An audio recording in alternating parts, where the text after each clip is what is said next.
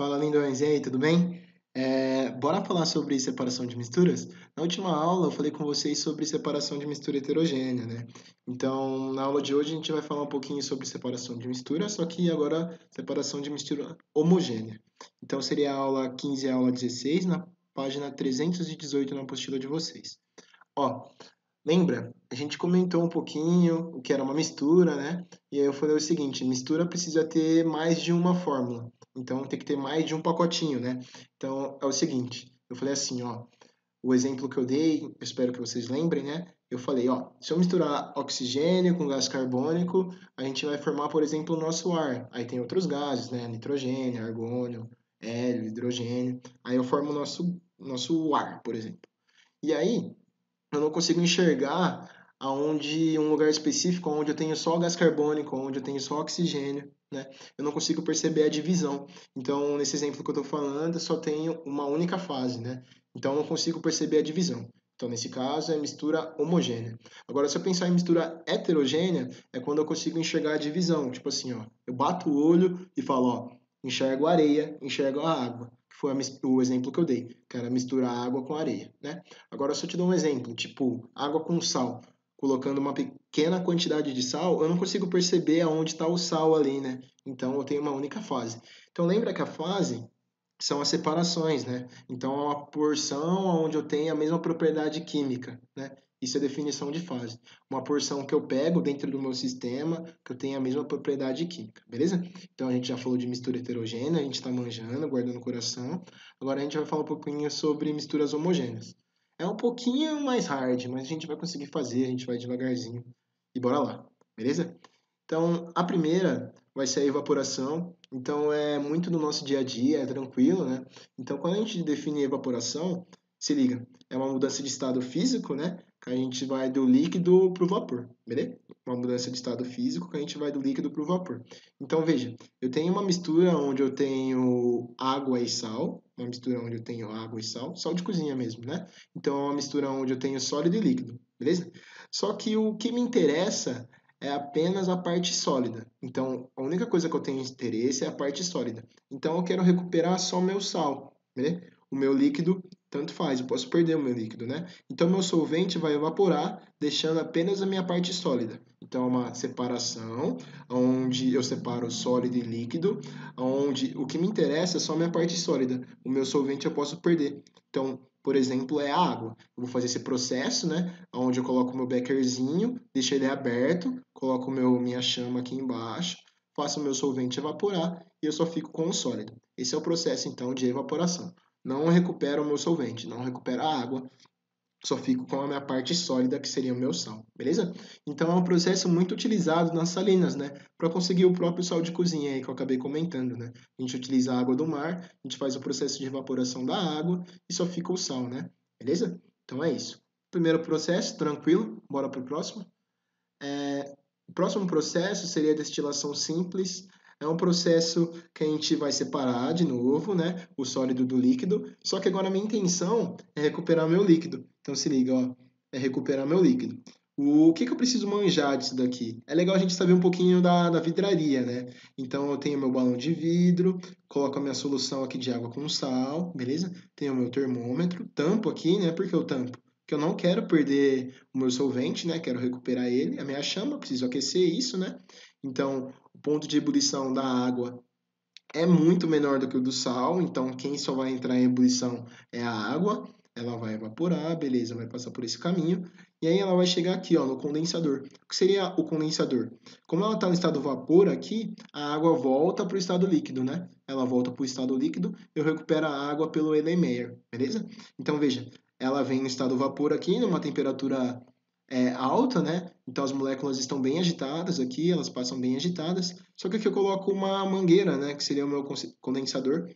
Coloco uma mangueira grudada no meu condensador, onde eu passo água fria, e essa água fria vai passar aqui no condensador e vai roubar calor dessas moléculas que estão agitadas aqui dentro, beleza? Então, ó, a molécula vem super agitada, vem agitada e vai perdendo agitação, passa de vapor para o líquido, beleza? Então, a água que entra fria vai sair uma água quente. Por que sai água quente? Porque ela entrou fria e roubou o calor das minhas moléculas que entraram agitadas aqui. Então tem uma troca de calor, tá? Água fria rouba calor do meu vapor, o vapor liquefaz, né? E cai aqui no Erlenmeyer. A água que era fria, que roubou calor do meu vapor, agora sai quente.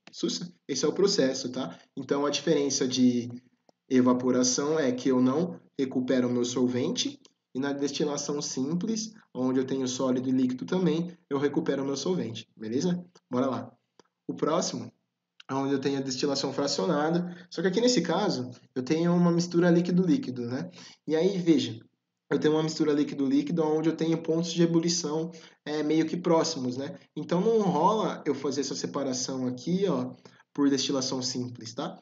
E outra coisa, destilação simples eu não tenho controle de temperatura, porque a diferença de temperatura entre a solução aquosa, né, entre o meu solvente e o meu soluto, né, o solvente é a água e o meu soluto sal, é muito grande, né? Então eu não preciso ter controle de temperatura. Agora, aqui na destilação fracionada já é necessário ter esse controle de temperatura. Então, eu misturo uma solução, né, de dois líquidos que tem um ponto de ebulição assim razoavelmente próximo, não muito, né, senão eu não consigo separar, e coloco aqui uma coluna de fracionamento. Qual que é a ideia da coluna de fracionamento, né? É impossibilitar o cara que é menos volátil de solubilizar também. Então, ó, se liga, faço uma mistura de dois líquidos, né? Tá aqui. Então, dois líquidos, um tem um ponto de ebulição menor. O que tem ponto de ebulição menor vai subir com mais facilidade. Só que o que tem ponto de ebulição maior, às vezes consegue subir por arraste, né? E por que eu coloco essa coluna de fracionamento? Porque o que tem ponto de ebulição maior, que subiu por arraste, vai ter menos energia cinética, né? Que o que subiu com menor ponto de ebulição. Então, sobe os dois. Só que o que tem menor ponto de ebulição, que é o mais volátil, tem mais energia. Então ele consegue vencer essas barreiras aqui, ó. Então ele vence as barreiras, né? Então, eu tenho um líquido A e um líquido B. O líquido A tem ponto de ebulição 50. O líquido B tem ponto de ebulição, sei lá, 80. Beleza? Então o líquido A tem ponto de ebulição 50, o líquido B tem ponto de ebulição 80. Aquele que vai entrar em primeira ebulição vai ser o que tem 50, não é? Só que o que tem 80 graus Celsius também pode subir, né? Só que ele vai subir, só que vai subir por arraste, né? Com uma temperatura, desculpa, com uma energia cinética menor. Então ele vai acabar colidindo aqui e não consegue chegar até aqui em cima. Ele condensa, né? Ele volta para cá, beleza? Então ele volta. Agora o que tem ponto de ebulição de 50, que é mais volátil, vai conseguir vencer essas barreiras e chegar até aqui em cima, beleza? Então, ó, o que tem o menor ponto de ebulição, é o mais volátil e é o que consegue vencer a barreira, beleza? Esse cara que venceu a barreira vai passar aqui, nanana, gracinha, e vai passar pelo mesmo processo, né? Onde eu entro com a minha a água fria vem, rouba calor do meu vapor, né? Que entra agitado e sai menos agitado, liquefaz, condensa aqui. Sussa? Minha água que entra fria, sai água quente. O que você precisa guardar? Que eu tenho uma coluna de fracionamento. Qual que é a função da coluna de fracionamento? Foi como eu comentei, né? Impossibilitar o cara que é menos volátil de conseguir chegar no topo. Então são barreiras que eu faço para o menos volátil não conseguir subir. O menos volátil é o que tem maior temperatura de ebulição, sacou? E por que o que tem maior temperatura de ebulição consegue subir? Por arraste, beleza? Tudo bem? Então é isso, tá? Então esse processo eu utilizo quando eu tenho dois líquidos e eles têm ponto de ebulição ali não tão próximos, mas próximos. É confuso, mas faz muito sentido. Quando eu falo que é muito próximo, é 10 graus, né? Então, sei lá, um com 50, outro com 60, um com 50, outro com 57, eu já não consigo fazer por destilação fracionada. Mas acima de 10, 15, eu já consigo fazer por destilação fracionada, beleza? Eu só não vou conseguir fazer quando eu tiver misturas azeotrópicas. Então, lembra que eu falei das misturas eutéticas, né? Quando eu falei da fusão fracionada? Então, agora eu vou ter misturas azeotrópicas quando eu estiver falando da destilação fracionada. A gente vai estudar isso daqui a pouco. Só guarda no coração que eu vou voltar nisso e aí eu vou explicar para vocês devagarzinho, beleza? Vamos para o próximo. O próximo é o seguinte.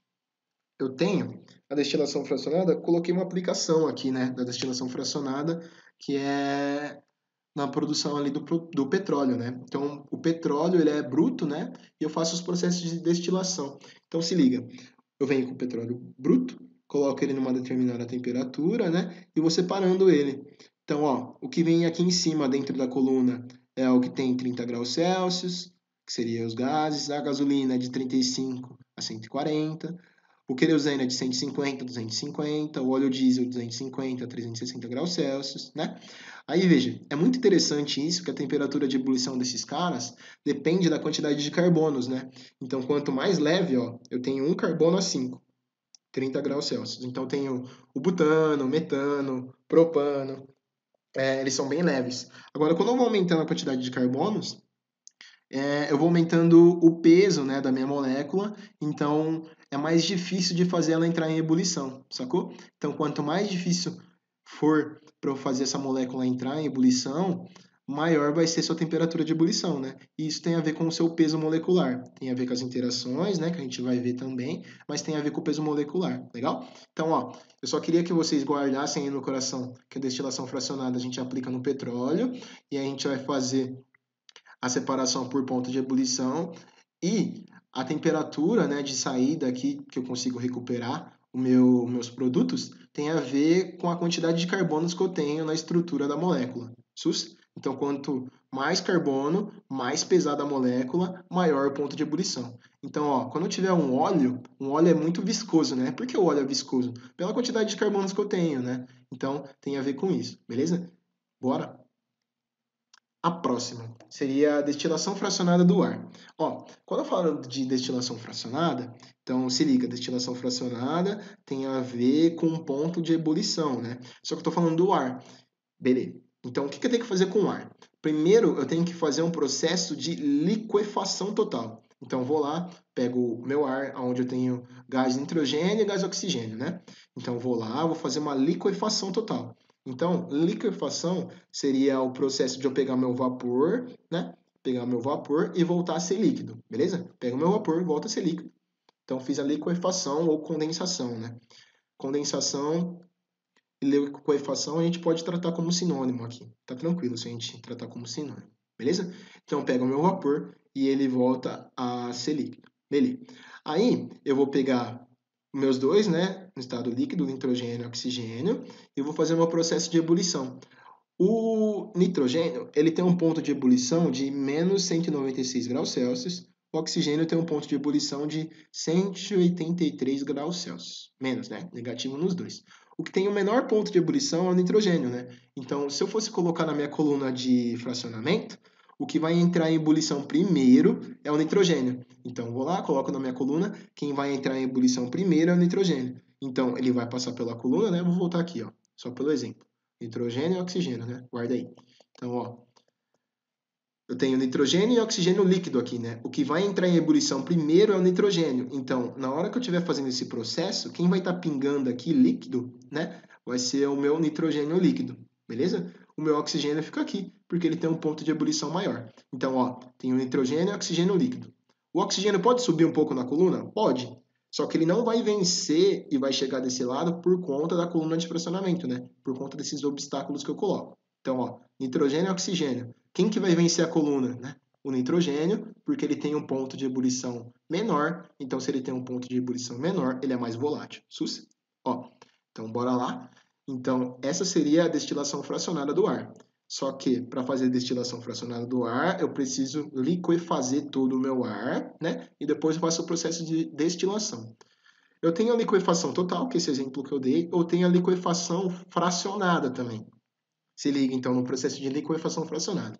Eu vou usar o mesmo desenho, só que agora eu não faço total. Eu vou pegar meus dois gases, né? Vou pegar meus dois gases e vou liquefazer devagarzinho. Então, ó, eu vou diminuir a temperatura bem devagar. Quem que vai ficar líquido primeiro? Quem que vai ficar líquido primeiro é o contrário agora, ó. Quem vai ficar líquido primeiro é que tem o maior ponto de ebulição, que seria, nesse caso, o oxigênio, beleza? Então, oxigênio. Então, imagina, ó, faz muito sentido. Eu estou lá com a minha temperatura de 25 graus Celsius, né? Que é o ambiente. Peguei todo mundo, né? Aí eu vou abaixando a temperatura devagarzinho. Vou abaixando a temperatura, nananã. Passei por zero. Aí eu vou lá para menos 50, menos 100, menos 150. menos 180, menos 183. Ó, oxigênio ficou líquido. Beleza, recupero ele líquido. Só que aí agora só sobra para mim o nitrogênio, né? Gasoso. O oxigênio eu recupero ele líquido. Continuo baixando a temperatura, 185, 190, 196, recupero ele líquido, o nitrogênio, beleza? Então são esses dois processos. Posso fazer destilação fracionada do ar, né? Por liquefação total. E depois eu posso separar o ar também por liquefação fracionada, que foi o que eu acabei de comentar, beleza? Bora lá? Então, esses dois processos têm a ver com ponto de ebulição também, tá? Então, guarda isso no coração. Todos que eu comentei até agora têm a ver com ponto de ebulição. Esse aqui é muito gracinha, que é a cromatografia. É difícil de aparecer, mas eu coloquei porque, né, vai que aparece. O que é esse processo, né? É um processo que a gente utiliza para separar e identificar substâncias. Então aqui, ó, por exemplo, eu tenho a tinta na caneta, né? Eu coloco essa tinta na caneta no papel, pingo ela no papelzinho aqui, e aqui embaixo eu tenho, por exemplo, água ou álcool, né? Aí eu tenho minha fase móvel e minha fase estacionária. O que seria a fase móvel? Fazem que os componentes a serem isolados correm por um solvente fluido, que pode ser líquido ou gasoso. Então, minha fase móvel é esse cara aqui, ó. Esse cara, beleza? A fase estacionária, fase fixa em que o componente está sendo separado ou identificado. Ela irá fixar uma superfície do outro material líquido ou sólido. É esse cara, tá? Papel. Papel é a fase estacionária, esse cara aqui é a fase móvel, beleza? Então, veja, a água vai estar tampadinha aqui, né? A água vai começar a evaporar, vai começar a formar um vapor. E a hora que esse vapor começa a subir, ele vai interagir com o meu material, né? E aí, o material, por exemplo, né? Como eu falei, da tinta, tem vários tipos de componentes, né? Então, esses componentes vão interagir com a água de uma maneira diferente. Só que a água continua subindo, não é? Como esses componentes interagem com uma maneira diferente com a água, vai ter uma separação aqui por arraste diferente. Então, eu vou ter uma parte onde eu vou ficar com a corzinha um pouquinho mais clara aqui, aí depois eu vou separando por cor, por conta dessa interação com a água, beleza? Então, ó, ela tem a ver com a migração, né, dos componentes e os tipos de interação.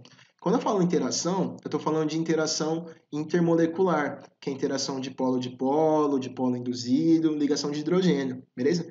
Então, aquele que interage mais fortemente com a água vai subir mais. O que interage mais fracamente sobe menos, beleza? O que interage mais fortemente sobe mais, o que interage mais fracamente sobe menos. Só que se eu tiver um componente que tem um peso molecular muito grande, lembra que eu falei lá do petróleo, muitos carbonos? Ele vai ter uma dificuldade grande de subir também. Então tem a ver com a interação e a quantidade do peso molecular aí do meu componente, beleza? Então isso daqui é um processo qualitativo, né? Quando eu falo que é um processo qualitativo, é só para a gente saber o que tem aqui, não é quantitativo, eu não vou conseguir saber a quantidade que eu tenho. É isso, queridão. Então a gente tem os processos de separação de misturas homogêneas, né? Então bora para o exercício? Se liga, o primeiro exercício que eu vou ter para vocês é o seguinte. O Rio Grande do Norte é o maior produtor brasileiro de cloreto de sódio, né? Obtido a partir da água do mar sob condições favoráveis de incidência solar e de ventos. Na obtenção do cloreto de sódio ocorrem dois processos. Quais seriam os processos, né? A gente bateu o olho, a gente tem que pensar de cara que é evaporação. Por que evaporação? Eu não tenho recuperação do meu solvente, né? Então eu só quero ter o meu cloreto de sódio, não preciso recuperar meu solvente. Então eu evaporo o meu solvente, né? Perco ele, que seria a minha água, não quero recuperar a água, tanto faz para mim. Então vou lá e fico com só o meu sólido, né? E por que seria precipitação? Porque quando eu estou evaporando a água, eu diminuo o coeficiente de solubilidade, né? Se eu diminuo o meu coeficiente de solubilidade, eu precipito o meu sal, beleza? Então é isso. Bora? Próximo. Seguinte. Volatilidade é a propriedade da substância relacionada com a sua capacidade de vaporizar. Tá? Então, pense o seguinte. Quanto maior o ponto de ebulição, maior o ponto de ebulição, menos volátil a substância. Porque é difícil, né, de fazer ela evaporar. Agora veja, quanto menor o ponto de ebulição baixinho, mais volátil é a substância, beleza? Porque é facinho de jogar ela para o ar. Então, pensa num líquido, né, numa molécula levinha com poucos carbonos, né, igual eu estava comentando para você.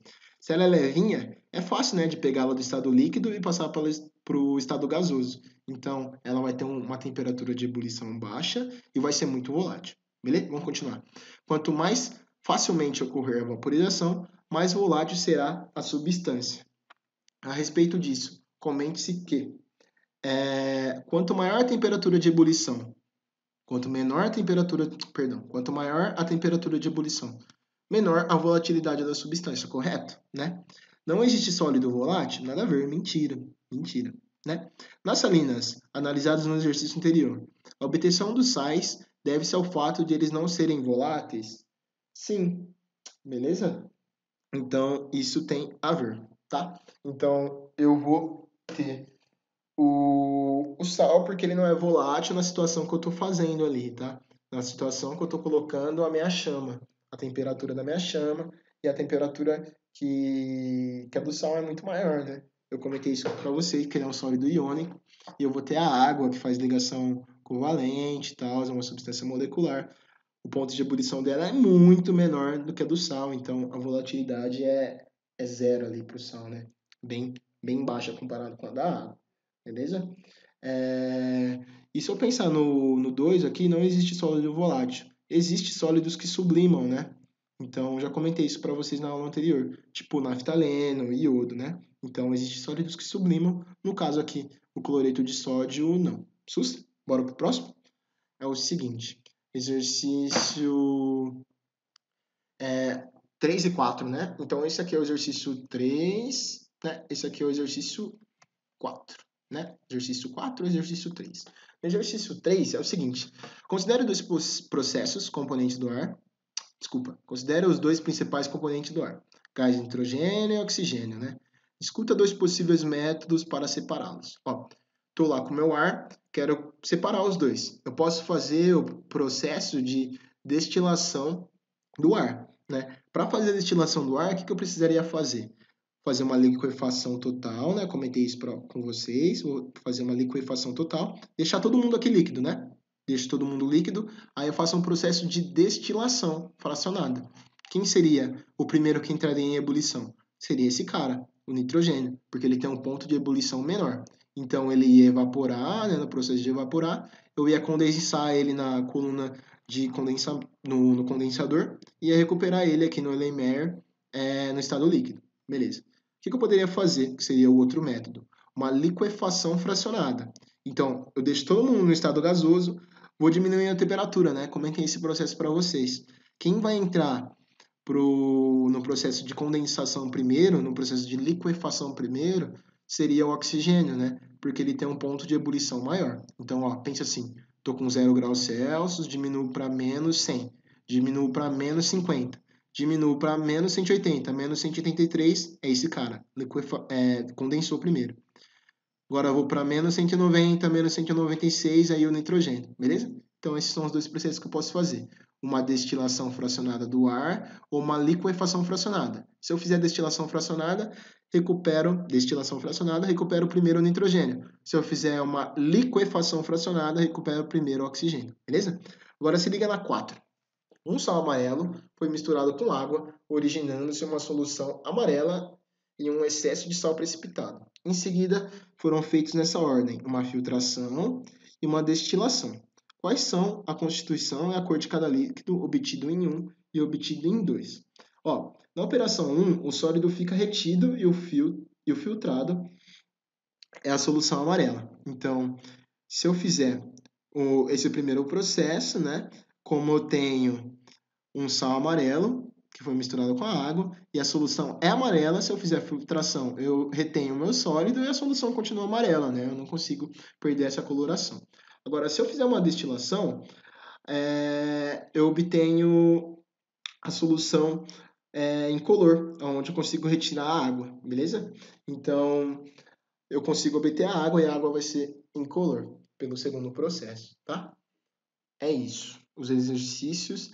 E aí eu coloquei aqui para vocês a tarefa, né? Então, aula 14 e 15 do capítulo 2, página 20. Esse é do livro só de exercícios. Então, os primeiros exercícios é o 9 e o 20. Depois eu tenho o 17 até o 31. Eu queria que vocês fizessem para mim, beleza? É isso. Beijinho no coração, até mais.